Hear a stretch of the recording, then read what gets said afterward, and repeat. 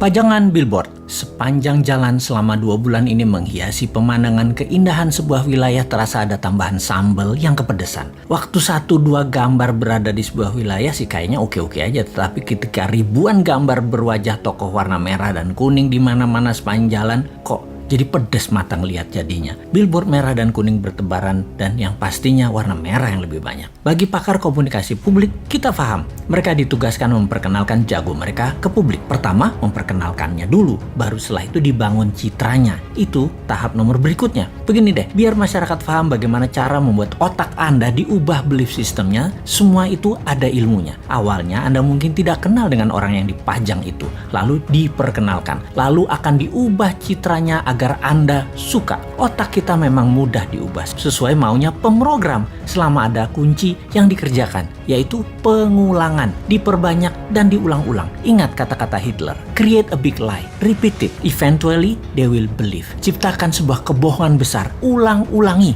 pada akhirnya mereka akan percaya. Sekali lagi, kuncinya adalah pengulangan. Jadi semua ini ada rumusnya dan hal ini bisa dipakai di produk sahabat atau di personal branding ketika Anda mau menjual diri Anda, apapun tujuannya. Salah satunya ingin jadi presiden. Rumus dasar promosi changing belief ini ada 4 step, di mana pikiran manusia yang ditarget tadinya akan diubah sesuai tujuan pemrogramnya. Yaitu 1, manusia itu unaware atau tidak kenal di awalnya. Kemudian 2, dia aware, menjadi tahu atau knowingness. Ketiga, likabilitas atau kesukaan.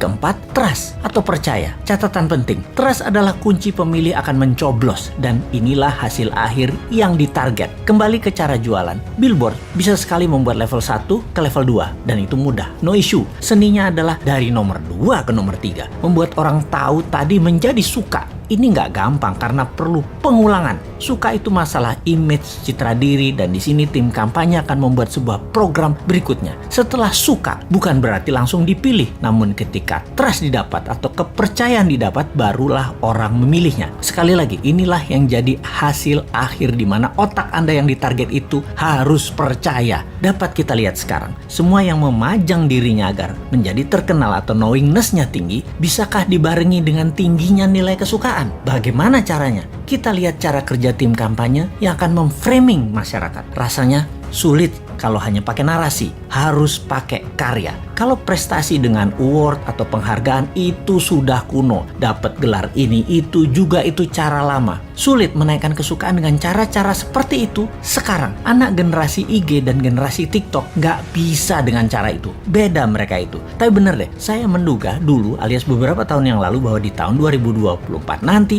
orang yang menang di dunia digital atau di dunia maya peluangnya besar untuk dikenal dan disukai. Namun fakta menarik, karena ekonomi tidak tumbuh seperti janji kampanye, maka dunia maya hanya bisa mencapai 80% populasi urban atau orang-orang kota dan hanya mencapai 36% di pedesaan atau daerah rural. Alias kalau di total 55% manusia Indonesia ternyata belum terjamah informasi melalui internet dan sosial media. Dalam 5 tahun ke depan dari tahun 2019 ke tahun 2024, kalau ekonomi maju seperti target pejabat negara, maka perkotaan bisa mencapai 100% manusianya terjangkau internet dan 70% daerah rural, area pedesaan dan pelosok bisa mencapai 7%. Tapi hal ini tidak terjadi. Faktanya tidak tercapai. Maka spanduk, baliho, billboard masih jadi pilihan untuk membuat nomor 1 dan 2 dalam strategi pengenalan calon. Tapi 3 tahun itu masih lama. Bahkan orang yang disukai pada saat ini dalam 3 tahun lagi bisa jadi tidak disukai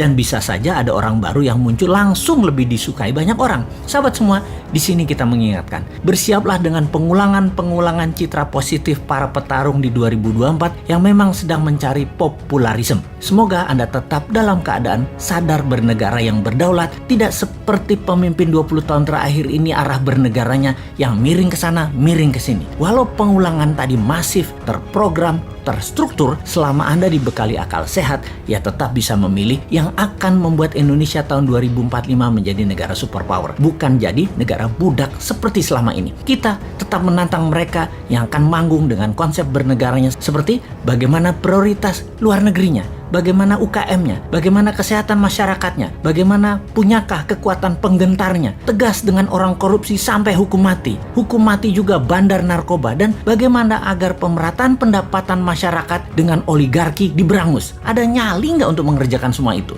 Masa hanya ada satu orang bosman aja yang tersedia, yaitu Putinnya Indonesia, yang kayaknya sih lengkap konsepnya. Ya, gak pantas lah orang bodoh ngaku pinter itu untuk ikut menari di 2024.